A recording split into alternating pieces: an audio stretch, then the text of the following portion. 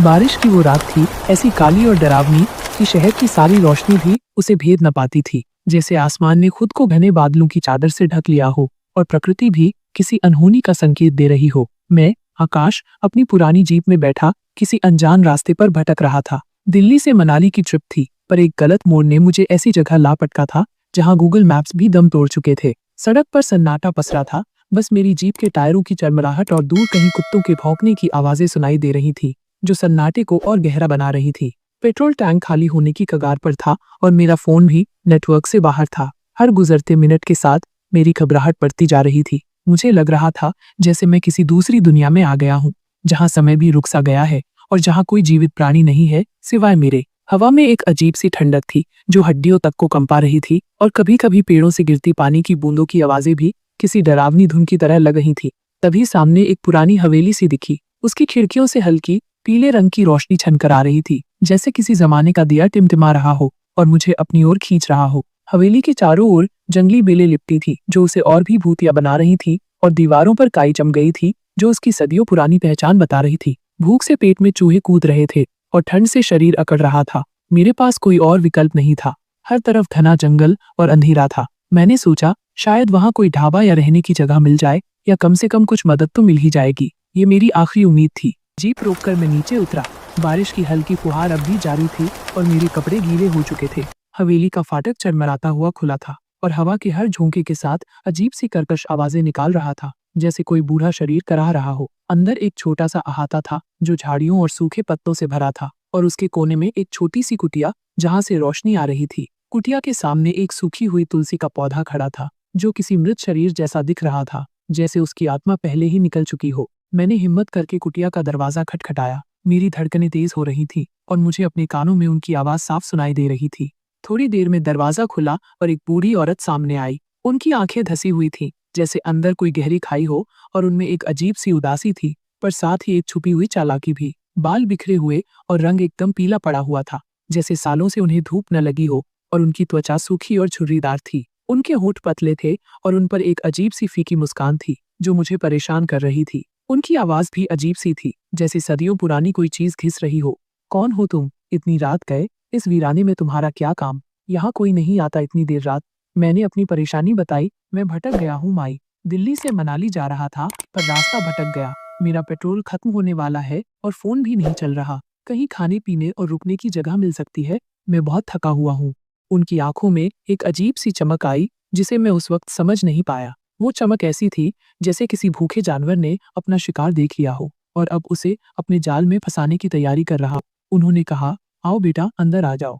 इस जंगल में और कहाँ जाओगे? मेरे पास जो कुछ है मैं तुम्हें दे सकती हूँ। खाने को तो मेरे पास बस अंडे हैं, ऑमलेट बना दूंगी तुम्हारे लिए। मेरे पास बस यही है जो मैं तुम्हें दे सकती हूँ। उनके स्वर में एक अजब सी मिठास थी जो मुझे अपनी ओर खींच रही थी, जैसे किसी जादुई धुन में फंसा रहा हो। मुझे लगा जैसे मेरी सारी थकान दूर हो रही है और मैं उनकी बात मानने को मजबूर हो रहा हूँ।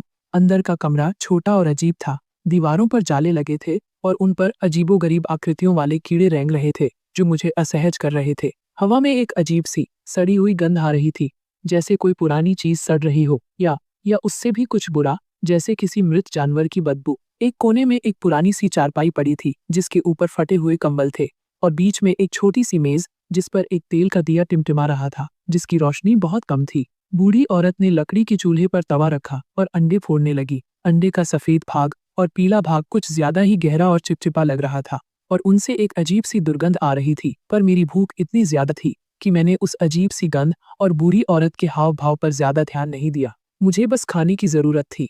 उन्होंने ऑमलेट बनाया और मेरे सामने रख दिया। ऑमलेट का रंग थोड़ा गहरा था, जैसे उस पर कोई अजीब मसाला डाला गया हो, पर उसकी खुशबू दिल लुभा रही थी। उस खुशबू में एक अजब सा खिंचाव था जो मुझे अपनी ओर खींच रहा था, जैसे कोई अदृश्य शक्ति मुझे खाने के लिए मजबूर कर रही हो। मैंने बेझिझक पहला निवाला लिया। ऑमलेट मुंह में जाते ही मेरा शरीर सिहर उठा। उसका स्वाद वो अजीब था। न तो वो अंडे जैसा था और न ही किसी और चीज जैसा। एक पल के लिए मुझे लगा जैसे मैंने कच्चा मांस खा लिया हो, और मेरे मुंह में एक अजीब सा लोहे जैसा स्वाद आ रहा था। मुझे उल्टी सी महसूस हुई, पर भूख इतनी ज्यादा थी कि मैं खुद को रोक न पाया और दूसरा निवाला ले लिया। हर निवाला मेरे अंदर एक अजीब सी गर्मी पैदा कर रहा था और मुझे लग रहा था जैसे मेरा शरीर किसी नई ऊर्जा से भर रहा है। बूढ़ी औरत मुझे घूर रही थी। उनकी आंखों में अब चमक नहीं, बल्कि एक अजब सी प्यासी थी। वो मुझे ऐसे देख रही थी जैसे कोई भेड़िया अपने शिकार को देखता है, हर पल का इंतजार करता हुआ कि कब वो कमजोर पड़ेगा। मैंने ऑमलेट खत्म किया और मुझे अपने अंदर एक अजीब सी ऊर्जा महसूस हुई, जैसे मैं घंटों से सोया न हो, पर अब मुझ में दुनिया जीतने की ताकत आ गई हो। एक ऐसी ताकत जो मुझे पहले कभी महसूस नहीं हुई थी। मेरी नसों में बिजली दौड़ने लगी थी और मुझे लगा जैसे मैं उड़ सकता हूँ। मैंने उनसे पूछा, माई, ये कैसा ऑमलेट था? मैंने ऐसा स्वाद कभी नहीं चखा। मुझे बहुत ताकत महसूस हो रही है। मैं बहुत अच्छा महसूस कर रहा हूँ। बूढ़ी औरत धीरे से मुस्कुराई। उनकी हंसी किसी ठंडी हवा के झोंके जैसी थी जो हड्डियों तक को कंपा दे। उनके दांत नुकीले दिख रहे थे और उनकी मुस्कान में एक शैतानी चमक थी। बेटा, ये कोई साधारण अंडे नहीं थे। ये ऑमलेट तुम्हें ताकत देगा, ऐसी ताकत जो तुम्हें किसी और चीज से नहीं मिलेगी। ये ताकत तुम्हें मेरा काम करने में मदद करेगी। तुम अब मेरे लिए काम करोगे। उनके शब्दों में एक अजीब सा दोहरा अर्थ था जिसे मैं उस समय समझ नहीं पाया था। मुझे लगा जैसे वो किसी अजीबोगरीब जादू की बात कर रही हैं। मुझे उनकी बातों पर अजीब लगा, पर मैं थका हुआ था, इसलिए मैंने ज्यादा सोचा नहीं। उन्होंने मुझे रात भर रुकने की जगह दी। तुम आराम करो बेटा, सुबह तक तुम और मजबूत हो जाओगे। तुम्हें इसकी जरूरत पड़ेगी। मैं उस चारपाई पर लेट गया, पर नींद मेरी आंखों से कोसों दूर थी। मेरे दिमाग में उस ऑमलेट का अजीब स्वाद और बूढ़ी औरत की बातें घूम रही थी। मुझे अपने शरीर में एक अजीब सी हलचल महसूस हो रही थी, जैसे कुछ मेरे अंदर बदल रहा हो। मुझे डर लग रहा था, पर मैं इतना थका हुआ था कि मैं हिल भी नहीं पा रहा था।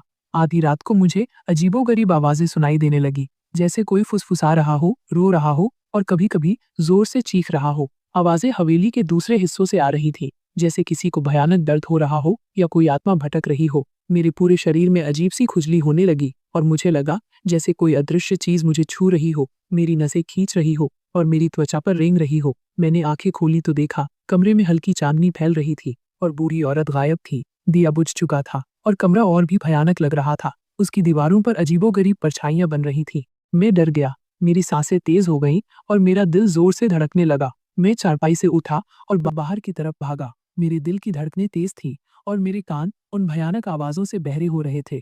हवेली के अहाते में कदम रखते ही मैं ठिठक गया। वहां एक अजीबोगरीब दृश्य था जिसे देखकर मेरी रूह कांप उठी। बूढ़ी औरत, जो अब एक विकराल चुड़ैल में बदल चुकी थी, हवा में तैर रही थी। उनके बाल खुले हुए थे, बिखरे हुए, और उनकी आंखें अंगारों से जल रही थीं। उनमें एक भयानक लालिमा थी जो अंधेरे में चमक रही थी। उनके हाथ में एक चाकू था और वो कुछ काट रही थी। उनकी परछाई हवा में नाच रही थी और उससे एक अजीब सी दुर्गंध आ रही थी जो खून और सड़े हुए मांस की थी। और फिर मैंने देखा वो क्या काट रही थी।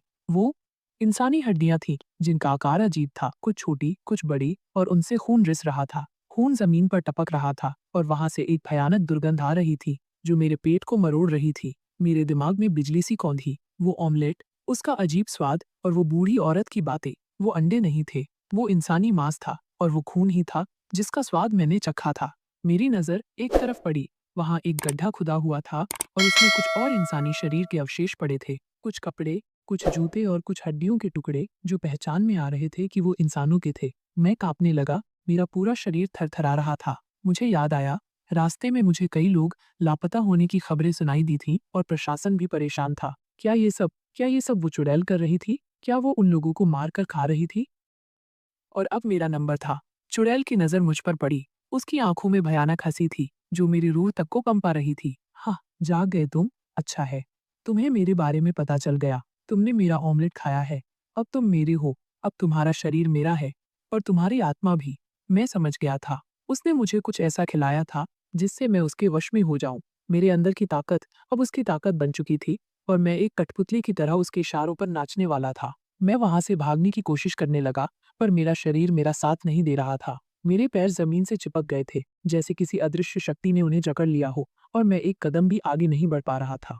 चुड़ैल मेरे करीब आने लगी। उसकी सांसें मेरे चेहरे पर पड़ रही थी, जो बर्फ की तरह ठंडी थी और सड़न भरी थी। उसने अपना हाथ बढ़ाया और मेरी कलाई पकड़ ली। उसकी पकड़ इतनी मजबूत थी कि मेरी हड्डियां चरमरा उठी। मुझे लगा कि मेरी नसें फट जाएंगी और मेरा खून जम जाएगा। अब तुम मेरे लिए काम करोगे, उसने फुसफुसाया। उसकी आवाज अब और भी भयानक और गहराई में डूब गई थी, जैसे मैं करती हूँ शिकार ढूंढने का। तुम मेरे नए सहायक बनोगे जो मुझे नए शिकार लाकर देंगे। मैं चीखना चाहता था पर मेरी आवाज गले में ही फंस गई थी। मेरे फेफड़े हवा के लिए तरस रहे थे। मैंने महसूस किया कि मेरा शरीर धीरे धीरे ठंडा पड़ता जा रहा है। मेरी आत्मा मुझसे अलग हो रही है और मैं खुद पर से नियंत्रण खो रहा हूँ। मेरी आंखें धुंधली हो रही थी और दुनिया मेरे सामने घूम रही थी। मैंने देखा चुड़ैल के चेहरे पर एक शैतानी मुस्कान थी जो बता रही थी कि उसने एक और शिकार को अपने जाल में फंसा लिया था। मैं जानता था कि मेरा अंत करीब था। वो ऑमलेट, वो मेरा कब्र का रास्ता था। और उस रात मैं भी उस चुड़ैल का एक और शिकार बन गया जो अपनी भयानक भूख मिटाने के लिए इंसानों को ऑमलेट खिलाकर उन्हें अपने वश में कर लेती थी। आज भी उस अंधेरी हवेली से कभी कभी ऑमलेट की मीठी मीठी खुशबू आती है, पर वो खुशबू किसी जिंदा इंसान के लिए नहीं होती। वो मौत का बुलावा होती है उन बदनसीबों के लिए जो उस रास्ते से गुजरते हैं। और रात के सन्नाटे में हवा में कभी कभी एक भयानक हंसी गूंजती है जो बताती है कि चुड़ैल अभी भी अपना शिकार ढूंढ रही है। शायद आप ही उसका अगला शिकार हो जो इस कहानी को पढ़ रहे हैं और एक अनजान रास्ते पर भटकने की सोच रहे हैं। सावधान रहें, क्योंकि कुछ रास्ते सिर्फ मौत तक ले जाते हैं।